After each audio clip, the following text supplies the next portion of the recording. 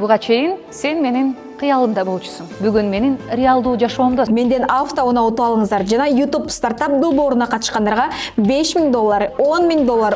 B1 жана B6 деген витаминдер бар. Просто оңой эле, бул эч кандай азарт оюн эмес. Бирде тез байыганды үйрөтөбүз дейт. Бирде ден соолукка пайдалуу деп ар кандай витаминдерди сунушташат. Айтор блогерлер аларга кандай гана жардама сунушталбасын, бардыгын жарыялап кое берет. Кыялы орундалат.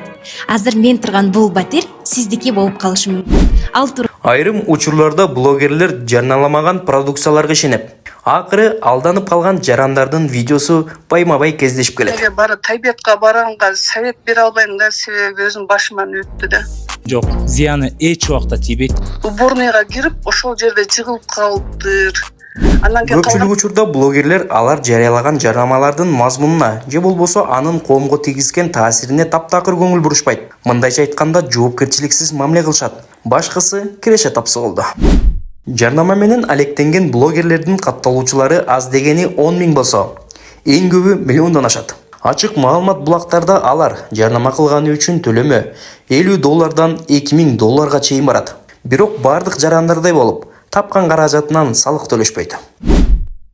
Жакынкы аралыкта блогерлер жарыялаган жардамаларына жоопкерчилик алып, андан түшкөн каражатынын кайсыл бир бөлүгүн мамлекетке төлөшү ыктымал. Бул үчүн жаңы мыйзам долбоору даярдалып жатат. Маданият, маалымат, спорт жана жаштар саясаты министри Мирбек Мамбеталиевдин пикиринде, блогерлер ЖМК өкүлү эмес деген, бирок миллиондогон катталуучусу бар болгондуктан тараткан маалымат үчүн жоопкерчилик алууга тийиш. У блогеров есть свои подписчики, есть своя аудитория, на которую они влияют. И мы должны определить, кто такой блогер. Да, естественно, он не будет относиться к средствам массовой информации, но у него есть определенное влияние на население, и он тоже должен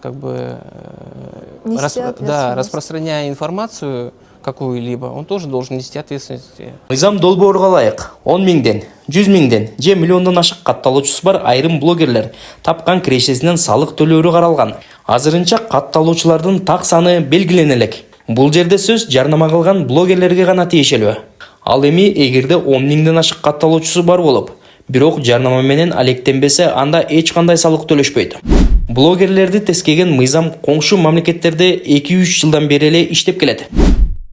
Мисалы Казакстанда 2025 жылы блогерлерден түшкөн салыктын суммасы 256 миллиард теңгени түзгөн.